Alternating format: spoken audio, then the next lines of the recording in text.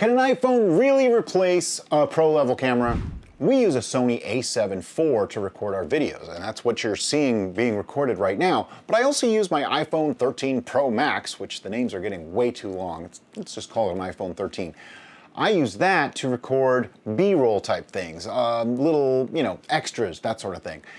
But we have another channel where everything was done with the iPhone 13. And is that up to snuff? Is that good enough for YouTube? Let's find out. What I want to do is make a test comparing the iPhone 13 to the Sony a7 IV. We're going to do two different tests. One of them is photographic, and the other one is going to be video. Here's the scene I'm going to use for the test. I'm doing it this way to keep the lighting consistent, as well as a static scene for the easiest comparison. First up, we have video with the Sony a7 IV using a 24 to 105 millimeter lens. Right off the bat, you can tell it's a little shaky. Sorry about that. I probably should have used a little more stabilization, but you can see right here, it's got decent sharpness, the focus is pretty quick, and color is pretty good. This is all auto. We're in program mode, auto white balance, everything auto, and everything looks pretty good. It's nice and sharp. Now on to the iPhone, and we're shooting in 4K 24 using the rear-facing lens.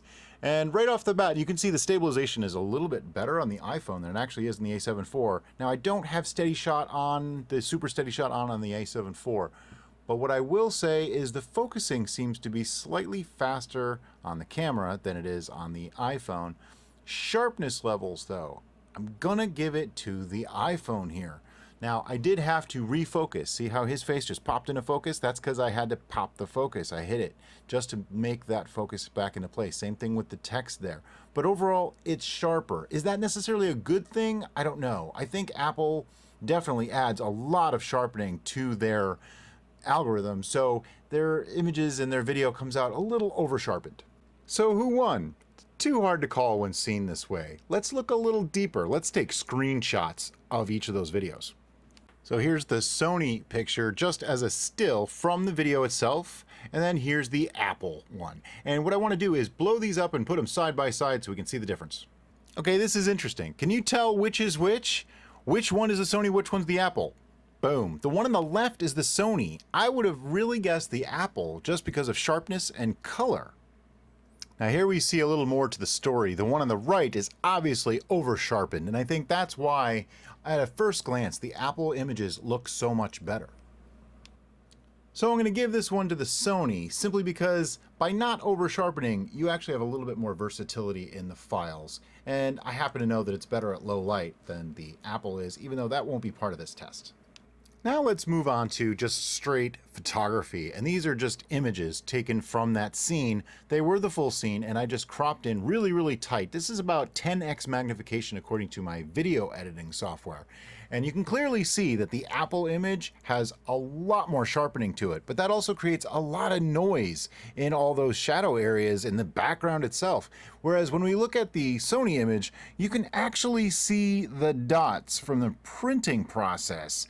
That's pretty impressive. So I'm gonna have to give this to the Sony, without a doubt. For images and still photographs, the Sony wins hands down. So in this case, can an Apple iPhone beat a Sony a7 IV for professional quality work? I don't really think so. I mean, obviously this wasn't a true professional level test, but at the end of the day, if it can't beat this, it's not going to do it in the professional world, and it's just that simple. So when people say, oh, my Apple iPhone is better than a pro-level camera, I'm gonna have to say, no, it's really just not. Don't get me wrong, they're really good.